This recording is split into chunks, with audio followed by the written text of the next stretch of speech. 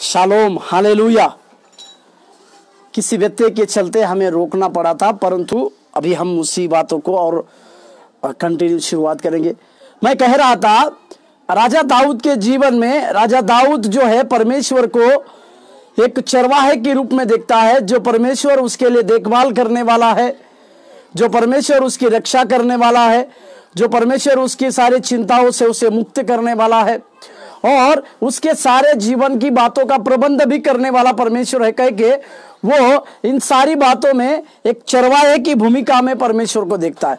इसी के लिए हम उस वचन के ऊपर अध्ययन कर रहे हैं, भजन संहिता का पत्री उसके 23वें अध्याय और उसके 5वें वचन में, जिसमें इस प्रकार से कहा है, तू मेरे सताने वालों के सामने मेरे लिए मेज बिछाता है, तूने मेरे सिर पर तेल मला है, मेरा कटोरा उमड़ रहा है। हालेलुया। मेरा कटोरा उमड़ रहा है। इसका मतलब ना केवल सताने वाले लोगों के सामने परमेश्वर राजा दाऊद की रक्षा करता है, परंतु राजा दाऊद को परमेश्वर विरोधियों के बीच में रक्षा कर ही नहीं, परंतु बहुतायत से अभिषेक देकर, बहुतायत से अभिषिक्त कर विरोधियों को यह साबित कराता है कि राजा दाऊद के संग परमेश्वर सदा रहा। इस प्रकार की बातों को कहने का कारण यही है कि परमेश्वर हमारे जीवन में कार्य करता है। इसी के लिए हम हमारे जीवन की बातों को याद रखने की आवश्यकता है।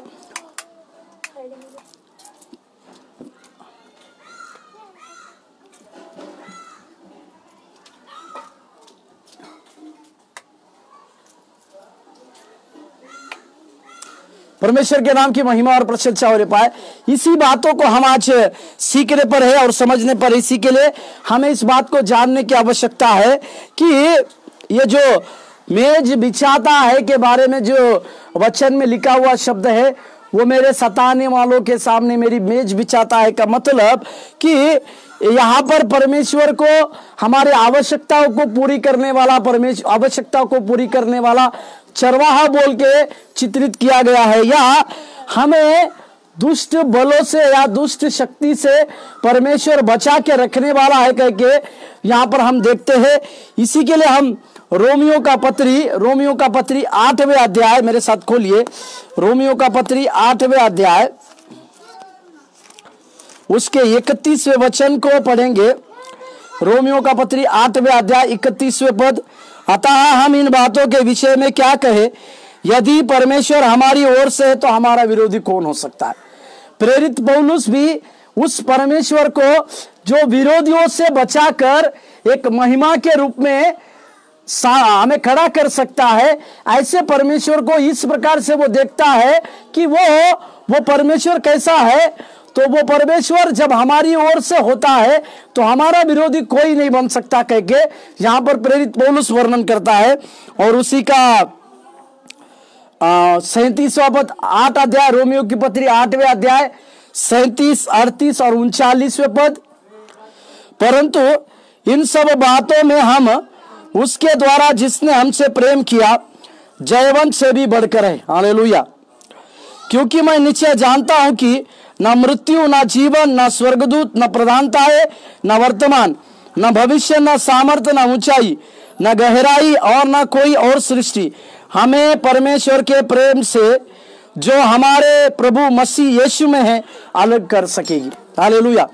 मतलब परमेश्वर का प्रेम, एक चरवाहे का बहुतायत से प्रेम अपने सारे भेड़ों के ऊपर जो था, उसी प्रेम की बातों के द्वारा हम अपने जीवन को प्रभु यीशु मसीह के उस बातों से तोलते हैं तो हमें यह बात पता चलती है कि परमेश्वर हम लोगों से प्रेम करता है और उसने हमारे जीवन में प्रेम की कई एक बातों को दिया, कई एक बातों को परमेश्वर ने प्रेम पूर्वक कहा।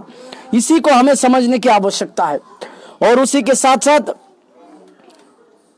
जब हम प्रतिदिन शैतान का सामना करते हैं या अधर्म में फंसे हुए एक समाज में जब हम गिरे हुए रहते हैं तो परमेश्वर से प्रार्थना के द्वारा हमें एक अनुग्रह मिलता है और उस अनुग्रह में परमेश्वर हमें एक आनंद देता है।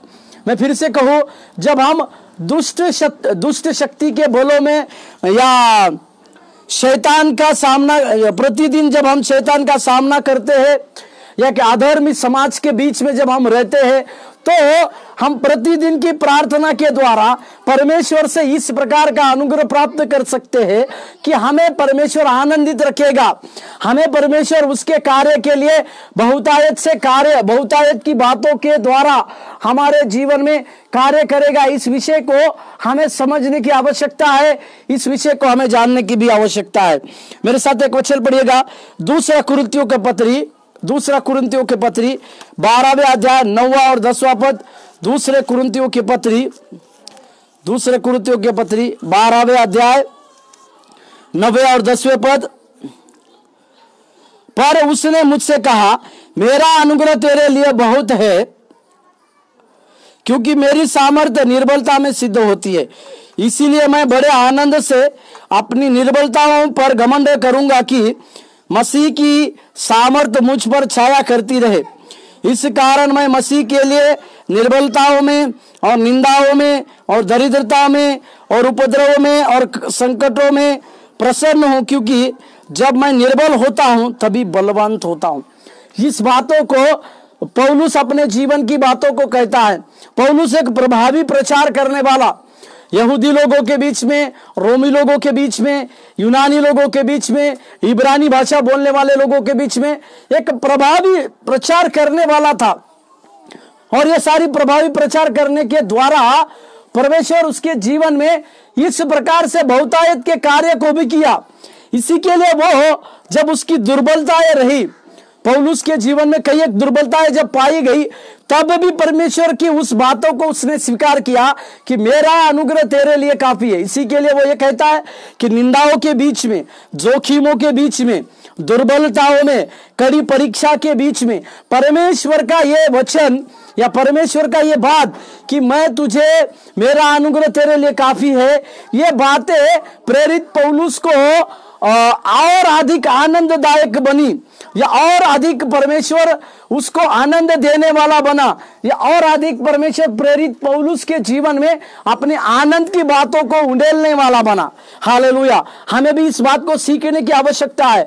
जब हम निर्बल होते हैं, जब हम दुर्बल होते हैं, या हमारे ऊपर कई एक प्रकार के दुखों की बातें चली आती है, या कई एक प्रकार के हम निराशा में चले आते हैं, तो हमारे जीवन में परमेश्वर की ओर से एक बात को हमें सीखने की आवश्यकता है कि परमेश्वर की सामर्थ जब हम निर्बल रहते हैं तभी कार्य करती है, और हमें बहुतायत से परमेश्वर अपने उस प्रेम के द्वारा सिखाता है, अपने उस प्रेम के द्वारा कार्य में लाता है। इसे हमें समझने की आवश्यकता है और जानने की भी आवश्यकता है।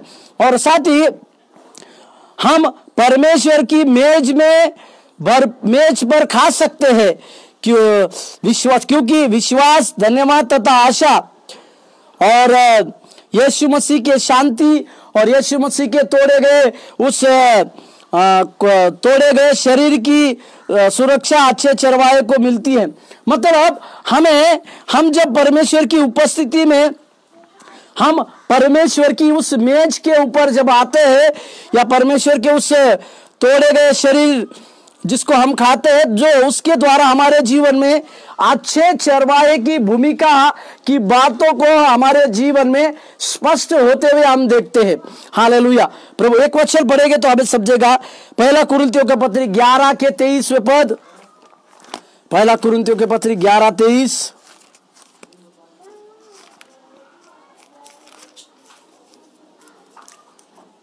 क्योंकि यह बात मुझे प्रभु से पहुंची और मैंने तुम्हें भी पहुंचा दी कि प्रभु यीशु ने जिस रात पकड़वाया गया रोटी ली।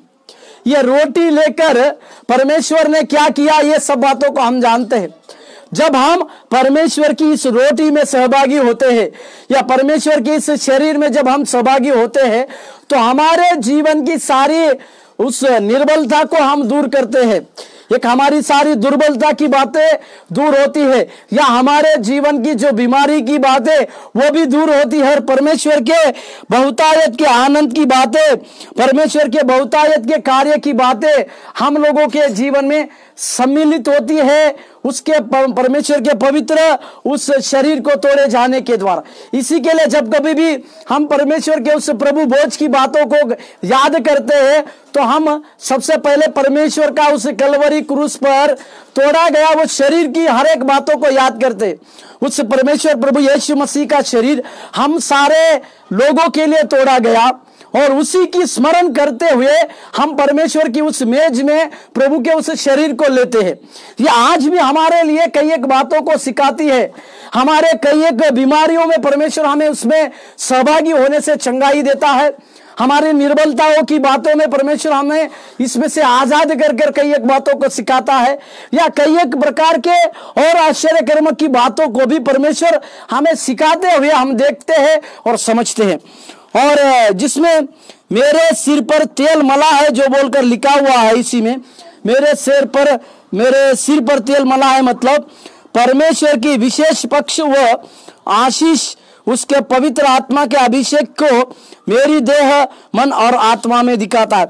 मतलब परमेश्वर का विशेष लक्ष्य, परमेश्वर का विशेष अभिषेक और पवित्र आत्मा के द्वारा परमेश्वर के अभिषेक की बातें हमारे जीवन में हमें बहुतायत से समझने के लिए मदद करती है। इसी को हमें समझने की आवश्यकता है, इसी को हमें जानने की आवश्यकता है और इसी सारी बातों में हमें परमेश्वर की अगुवाई के द्वारा कार्य करने की भी आवश्यकता है।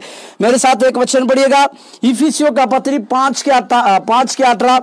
इफिसियों का पत्री 5:18।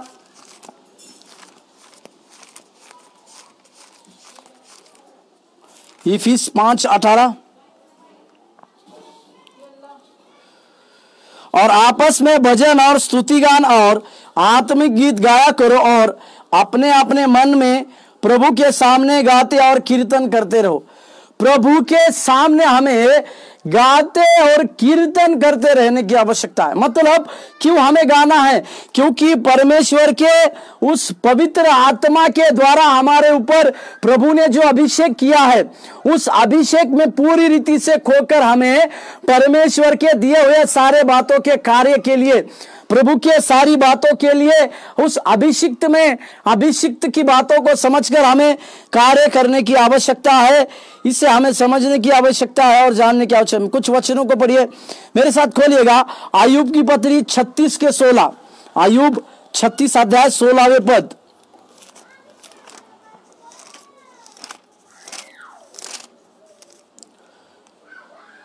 परंतु वह मुझको भी क्लेश के मुंह से निकालकर एक ऐसे चौड़े स्थान में जहां सकेती नहीं है पहुंचा देता है और चिकना भोजन मेरी मेज पर परोसता है।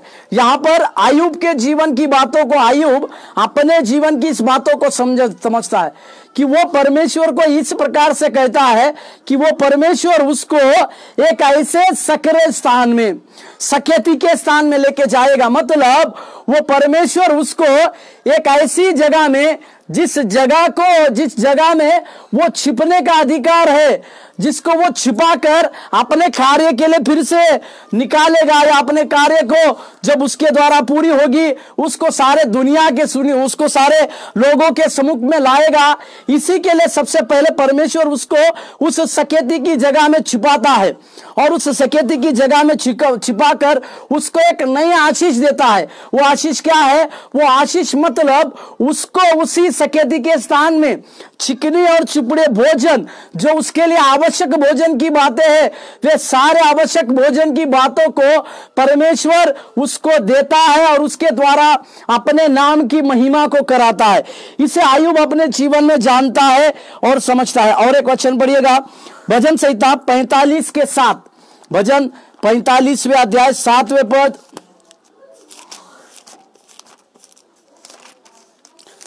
भजन 45:7। तूने धर्म से प्रीति और दुष्टता से भय रखा है, इस कारण परमेश्वर ने, तेरे परमेश्वर ने तुझको तो तेरे साथियों से अधिक हर्ष के तेल से अभिषिक्त किया है। हालेलुया। अधिक हर्ष के तेल से अभिषिक्त किया है। हालेलुया। प्रभु के नाम की महिमा और प्रशंसा। इसी प्रकार के जीवन को जीने के लिए हमें परमेश्वर के सम्मुख लगातार जाने की आवश्यकता है। परमेश्वर हमें उस हर्ष के तेल से लगातार प्रतिदिन अभिषेक करने पाए। उस हर्ष भरे तेल के स्वरूप में परमेश्वर हमें उस पवित्र अभिषेक के तेल से जब अभिषेक करे तो हम हमारे विरोधियों को ना केवल हराते हैं, परंतु उस विरोधियों से कई एक प्रकार का बड़ा बल परमेश्वर हमें देता है। हालेलुया। क्योंकि वो परमेश्वर हमें एक विजय देने वाला, जैसे मैंने रोमियो की पत्री में इस वचन को पढ़ा, वो हमें जयवंत से भी बढ़कर जयवंत देने वाला है। विजय से भी बढ़कर विजय हमारे जीवन में देने वाला परमेश्वर है। इसी के लिए हमें इस बात को समझने की आवश्यकता है, इस बात को जानने की आवश्यकता है कि परमेश्वर हमें उस हर्ष रूपी अभिषेक रूपी तेल से लगातार अभिषेक करेगा, और अभिषेक के द्वारा परमेश्वर हमारे जीवनों में लगातार कई एक बातों को करेगा और उसकी बातें हमारे जीवन में पूरी होते रहेगी। इसे हम समझने की आवश्यकता है। हालेलुया परमेश्वर का। और एक वचन पढ़ेगा 92 का 10, भजन संहिता 92 के 10वें वाक्य को, 92:10। परंतु मेरा सिंह तूने जंगली सांड का सा ऊंचा किया है, मैं तट के तेल से चुपड़ा गया हूं। हालेलुया। एक सिंह को परमेश्वर ऊंचा करता है। इसी के लिए व्यवस्था विवरण की किताब में भी प्रभु ने इस प्रकार से कहा, तुम्हें पूंछ नहीं परंतु सिर बनाया है। मतलब हमारे सिरों को परमेश्वर ऊंचा करता है। जो विरोधी हमें नीचे गिराना चाहते हैं, जो विरोधी हमें नष्ट करना चाहते हैं, जो विरोधी शत्रु की सेना के साथ हमें प्रबल होना चाहते हैं, ऐसे सारे विरोधियों के बीच में परमेश्वर हमें ऊंचा करेगा। हालेलुया। ये परमेश्वर का हमारे ऊपर एक सिद्ध प्रेम है। परमेश्वर का हम लोगों के ऊपर एक अच्छा सा प्रेम रहने के चलते परमेश्वर हम लोगों के जीवन में इस बड़ी बातों को करना चाहता है। इस बड़ी बातों को हमारे जीवन में परमेश्वर हम सारे लोगों के लिए पूर्ति करना चाहता है। हम लोगों को ऊंचा करना चाहता है, हमें और बढ़ोतरी देना चाहता है। चाहे परिस्थितियां कुछ भी क्यों ना हो, चाहे वातावरण कुछ भी क्यों ना हो, उन सारे प्रकार के वातावरणों से परमेश्वर हमें हमारे सिर को ऊंचा करेगा, हमें और बढ़ोतरी की बातों को लाएगा, और उस बढ़ोतरी की बातों के साथ परमेश्वर हमारे जीवन में दया और अनुग्रह की भी बातों को देगा। और एक वचन पढ़िएगा भजन संहिता का पत्री 16 के 5, भजन संहिता 16 अध्याय उसके 5वें वाक्य, यहोवा मेरा भाग और मेरे कटोरे का हिस्सा है, मेरे भाग को तू स्थिर रखता है। हालेलुया। यहां पर भजनकार परमेश्वर को अपना हिस्सा मानता है, अपने जीवन के व्यक्तिगत जीवन का एक भरपूरी का हिस्सा मानता है, और उस हिस्सा मानने के द्वारा परमेश्वर की अद्भुत बातें, परमेश्वर के कार्य की बातें और परमेश्वर की दया की बातें बहुतायत से इस भजनकार के जीवन में चली आती है। और एक वचन नए नियम में लूका 7 के 46, लूका रचित सुसमाचार 7वें अध्याय 46वें पद,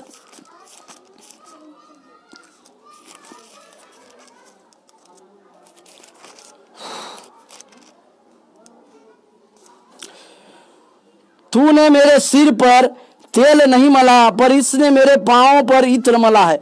जब यीशु मसीह के पास यीशु मसीह जब फरीसी के घर में रहते हैं, तो एक पापी स्त्री वहां पर आती है, जो यीशु मसीह के ऊपर इत्र को डालती है, बहुमूल्य इत्र को डालकर उस यीशु मसीह को अपने पांवों, अपने बालों से पोंछती है। इस प्रकार की कई एक बातों को वो करती है। तो परमेश्वर उस इत्र की उपमा अपने दूसरे आगमन की ओर करते हैं।